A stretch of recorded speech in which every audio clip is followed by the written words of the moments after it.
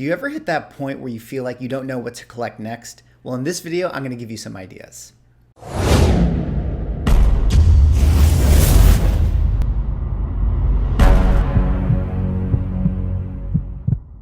Ladies and gentlemen, welcome back to another video with Swagglehos. And in this video, we're going to talk about what to collect next. This was an idea that I was discussing with a friend of the channel, Altman Comics on Instagram, and he had just mentioned that he completed one of his sort of unconventional comic collecting goals. And I thought it would be really fun to talk about with you guys, some ideas of what are some of the unconventional things that you can make your comic book collecting goals. Because we've all hit that moment where maybe we got the grail we wanted, maybe we completed the run we were trying to complete, and we sort of ask ourselves, hey, what should I collect next? Well, in this video, I'm going to give you two ideas that I thought would be pretty cool. But before I get into the video for today, if you guys could drop me a like or comment or subscribe if you're enjoying the content, help support the channel, do one of those things, and I would appreciate it. All right, with that being said, let us get into the video for today. And like I mentioned at the beginning, these are just two ideas that I think would be really fun to do if you want to have a comic collecting goal, so to speak. So the very first one that I wanted to talk about is one that I think is very cool, coming off the heels of Endgame in the Marvel Cinematic Universe. And this is, what if you wanted to collect all of the first appearances of the Infinity Stones? You could actually do that. That would actually be a very, very viable goal. So if that was actually your collecting goal, where would you need to start? Well, there's actually 4 books that are going to be the ones that you need to focus on for the Infinity Stones, and then one book that I consider a bonus book, but kind of completes the picture. But the first book that you're going to need to collect, if you want to collect the first appearances of the Infinity Stones, is Marvel Premiere #1, featuring Warlock. This would actually be the first appearance of the Soul Gem. Now, at the beginning of Marvel Comics, when they were first introduced into the Marvel comic book universe, they were actually called Infinity Gems. Actually, they were called Soul Gems. Later on, they would, of course, take their own names of the Reality Stone and the Time Stone, et cetera, et cetera. But the very first time that we got them in the Marvel comic book lore was this one right here, Marvel Premiere, featuring the power of Warlock, #1. This, of course, would be the rebrand of the character known as him, which he would make his first full appearance in Thor 165. Later on, Roy Thomas would release this book here, rebranding him Adam Warlock and kind of taking up the iconic character that we know him today. Now, the High Evolutionary in this story was actually the one that kind of transformed the him character into the Warlock character and actually gave him this gem called the Soul Gem. And of course, we know how iconic the Soul Gem is to Adam Warlock having control over the soul world. And we actually don't know how the High Evolutionary got his hands on the Soul Gem. We don't know the origin. It was never actually explained. But needless to say, if you want to get your hands on the first appearance of the Soul Gem, this is going to be the book. And if you want to go for this run in general, collecting all the first appearances of the Infinity Stones, this is the one I think that you need to start with, because this is the one that of all these books is the most expensive. So, like you should do with all your kind of comic book collecting goals, it's always best to sort of target the most expensive books and then get those filler ones. That's just an easier way for you to kind of complete the run ultimately, because you want to get the big ones out of the way before you get the little ones. And this is also just a very cool book. I mean, in some instances, you could consider this the first appearance of Adam Warlock, the character we know as Adam Warlock, because of course Adam Warlock originally started as a character known as him. So in many ways, this book is actually extremely undervalued when you consider that Thor 165 is hitting prices that it is right now. This is a book that actually has had a pullback in its prices recently, and one that I think is worth picking up. Personally, for me, if I was going to have one of the key books with regards to Adam Warlock, this is actually the one that I personally would go for, just because I love the cover there. I think it's cool to see him in his iconic, uniform and costume. I also like the fact that this is the first appearance of the Soul Gem, which of course is core to Adam Warlock's character. All right, let's go on now to the next book. And the next time an Infinity Gem would show up in Marvel comic books is actually in Captain Marvel #41. And what is the significance of this? Well, this is actually the first appearance of the Mind Stone. So this would be, the first time that they would actually make allusions to the fact that there are, in fact, more soul gems in the universe. And this is sort of them planting the seeds as to like, oh, there's these strong, powerful items that are spread across the universe, and that, you know, there's more out there. And they would really start to lay the foundations of this being a plot point that eventually, of course, Jim Starlin would build to in the Infinity Gauntlet run. So this one right here, second time you would ever see an Infinity Stone, Captain Marvel number 41, first appearance of the Mind Stone. And this is going to be probably the easiest book to get your hands on, certainly the cheapest of the batch, because one, this is a Captain Marvel book. Captain Marvel books tend to not be so expensive, especially the ones that are considered filler runs. And this one right here would be considered one of those filler runs. So Captain Marvel 41, first appearance of the Mind Stone. All right, next up, you would have to move on to Marvel Team Up, featuring Spider-Man and Warlock number 55. And what is the significance of this? Well, this is the first appearance of two Infinity Stones. These would be the Time Stone and the Power Stone. And in this particular book right here, you'd have Adam Warlock and Spider-Man. They would make their way to the moon in space, and they would find themselves going up against the Stranger. Now, the Stranger would make his appearance. He would battle them. He was in possession of the Power Stone itself, and he made mention that he was after Adam Warlock's Soul Stone. So this would be kind of the first time there'd be like a contention amongst characters fighting for these Infinity Stones. And then later on in the book, a character known as the Gardener would show up, who was in possession of the Time Stone, and he would help Spider-Man and Warlock fight off the Stranger. Now, this would also be the first appearance of the character known as the Gardener. So you also have that bonus aspect to it too. Another Cosmic Elder, one that I also could make a video about, talking about, oh, if you want to collect all the Cosmic Elders. So for that reason, this I think is still a very undervalued book, and a nice little key to have for yourself, because it is the first appearance of the Power Stone, the Time Stone, and the Gardener. All right, so you got your hands on the Soul Stone, you got your hands on the Mind Stone, you now have the Power and Time Stone. There's two more stones left, the Space and Reality one, and they would make their first appearance in this book right here, Avengers Annual number 7.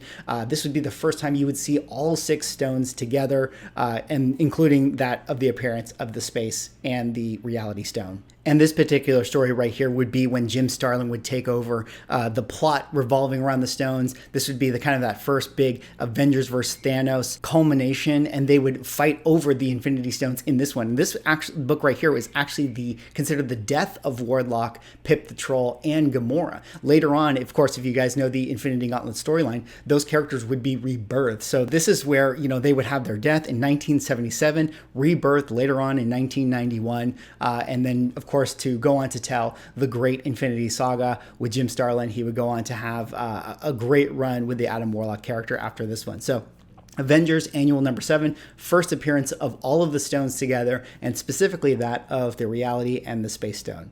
All right, so now you have all of the stones. Well, what do you need next? Of course, you need Silver Surfer number 44. You need a place to house all the stones. So you got to have the Infinity Gauntlet. So once you get all 6 Infinity Stones, you got to be able to put them in your Infinity Gauntlet. And this one right here, Silver Surfer number 44, first appearance of the Infinity Gauntlet, would be the book that you need. Of course, this is just a great classic Thanos cover. This particular run in Silver Surfer was the one where Jim Starlin would take over from, I believe it's Silver Surfer 34 all the way through up into the 50s. He would have this incredible run on the Silver Surfer comic book, of course, setting up the foundation for the Infinity Gauntlet storyline, which would then, of course, blossom into this ultimate MCU Infinity Saga that we know and love today. So that is my first idea for you guys. If you guys are looking for something to collect, perhaps give a try to collect the Infinity Stones and put them all in an Infinity Gauntlet. 5 books right there, and all great ones to have. Even if you're not really a fan of the Infinity Stones, there's still a lot of key aspects to those books. All right, let's go on now to the second idea I have for you guys for unconventional things to collect in comic books. And this idea I had thinking about, Endgame and the Infinity Gauntlet. This is one that I thought, hey, wouldn't it be cool if you were to collect all of the times that Mjolnir was lifted by characters other than Thor. So there have been many, many, many instances of this, but I kind of narrowed it down to what I think are sort of the core times that Mjolnir was picked up by other characters. So let's, of course, jump into this, and let's talk about the first time that was ever done. This, of course, was in Thor 337, first appearance of Beta Ray Bill. This would be when Beta Ray Bill would pick up the Mjolnir for the very first time. This would be the first time any character outside of Thor and Odin, of course, would ever pick up Mjolnir, establishing the fact that Beta Ray Bill was a character who was truly worthy. And if you want to go for this run, this is the one that you're going to want to focus on first, because this is the most expensive book of the batch. This is the one that's been heating up the most as well, because there's been so much speculation that Beta Ray Bill was going to make his way into the MCU. And a book, of course, that I see going around, eBay, pushing the $100 range up to $120, $130, $140, depending on the grade. But of course, a great book to have and a great key nonetheless. There you see right here in these panels, Beta Ray Bill would pick up the Donald Blake stick, smack it on the ground to use it as a weapon against Thor, and he would then turn into his iconic Thor outfit right there. So Thor 337, first time Mjolnir was ever picked up by another character. Of course, that would be Beta Ray Bill. All right, when was the next time that Mjolnir, would be picked up by another character? And that, of course, was Thor number 390. And what is the significance of this? Well, this would be when Captain America would pick up Mjolnir right here. So this, of course, was a very, very cool scene, especially coming off the heels of Endgame, when Chris Evans, Captain America, appeared as being worthy, saving Thor from Thanos right there. And this book right here would be the one where that would take the inspiration for that moment would be pulled from a great cover, Avengers Assemble, Thor, Captain America. What's more to say about that? All right, let's go on now to the next book here. And the next book you would want to pick up is Thor number 1. This is the first time that Jane Foster would become worthy and pick up Mjolnir for herself. Of course, this is another book that has become extremely hot recently because of the fact that we know that Jane Foster, who of course is played by Natalie Portman, is going to be showing up in Thor Love and Thunder, and it's been discussed that she in fact is going to be wielding Mjolnir in that movie. So we all know that Jane Foster Thor is going to make an appearance, and this one right here by Jason Aaron in 2014, Thor number 1, was that first time that she picked up Mjolnir. So a great moment for this character. I think going to be a character to stay in the MCU for a very, very long time. All right, the next character I think was really cool here is actually Loki, Agent of Asgard number 9. And what is the significance of this? Well, this is the first time that Loki would actually pick up Mjolnir. Of course, this is a series that was written by Al Ewing in 2014. And I guess 2014 was a good year for other characters picking up Mjolnir here, because we would see Loki wield Mjolnir right there. Of course, he was worthy going up against his brother. And I think this is a very cool moment overall in comic books. It feels like this is a moment that they should actually try to build towards in the MCU. I mean, how awesome would it be if we were in the Loki show and they actually had a moment where Loki could in fact wield Mjolnir and prove that he was worthy, that he's a changed character? That would be very, very awesome. So another great book to have if you want to have all of the moments of Mjolnir being picked up by other characters other than Thor. All right, a couple other books here. We have Avengers number 34. This, of course, is the Jason Aaron run. Jason Aaron seems to have a lot of license when having other characters pick up Mjolnir. But this would be actually the first time that Mjolnir was picked up by Khonshu, god of the moon. Of course, this god related to the Moon Knight character. He would pick up Mjolnir. There you see right there in this panel. And then actually later on in the comic, we would establish that Moon Knight sort of has power over Mjolnir. He doesn't actually pick it up or wield it, but he does have power over it because this hammer is in fact Moon Rock, as they called it in the comic book. Later on in this storyline, we would have, of course, Avengers number 36 in the Age of Khonshu, this series that would be written by Jason Aaron here in 2020. You would see that Black Panther was actually deemed worthy as well of being able to pick up Mjolnir.